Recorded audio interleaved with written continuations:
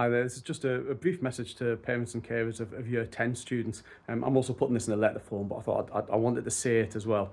Obviously, your children have just completed just over 2 weeks of mock exams, and I have to say they've done absolutely amazing. I've been really impressed with them as a year group. The effort that they've put in halfway through their GCSE and BTEC studies, that coming into the booster sessions, the breakfast sessions, really focused in that exam hall is incredibly impressive. The fact that they're able to raise their game at this part in their educational career means that come year 11, when they are as prepared as they are, when they've gone through the experience they've gone through and gone through it successfully, I really have very high hopes for how well they'll do.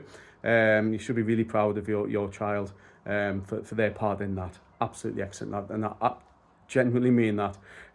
In terms of results, so also the experience they've gone through in those mock exams is very similar to what they'll go through for their final sort of GCSE and BTEC exams, and similarly so is this period of time.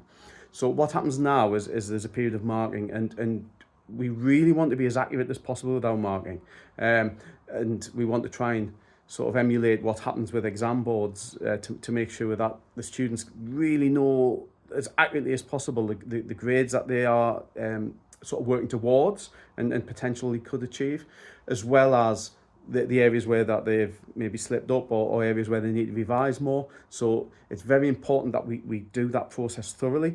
So teachers are currently marking those year 10 papers, and there's over 150, 160 in the year group, so that's an awful lot of exam papers to mark.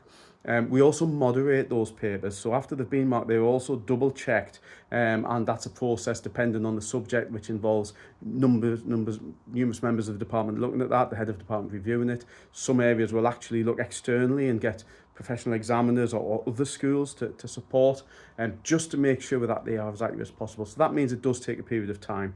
That means year 10 won't be getting their results, partly because of that intense marking, but also because they have their work experience in the final week of the year. So they'll actually get their results when they return to school. So that, well, actually, by the time we come back on the Wednesday, it'll be towards the start of the second week back. Again, that sort of emulates what will be happening in year 11. So it gives them a little experience of what they'll be going through at the end of their educational career, because year 11 finished their exams about 4 weeks ago now. I know this, my wife's an examiner for one of the exam boards. They don't get their results until the end of August. So that sense of having to wait and that anticipation is important. It gives them a sense of that feeling. But also what it means is when they get their results at the start of year 11, your students, your children, as they move on to year 11, and what they'll have is right at the start of that year, they'll know exactly where they are, exactly what they need to work on, as will the teacher. So it'll give them that real boost and that real drive going forwards for their final year. So I'll say again, really well done to all your children. You absolutely should congratulate them. I'm hoping that they have a great end of the year, and then that work experience week, what an opportunity for them to go out and just have a wider experience, like a lovely change from having been sort of sitting in the exam hall quite a lot for the last few weeks. So thank you.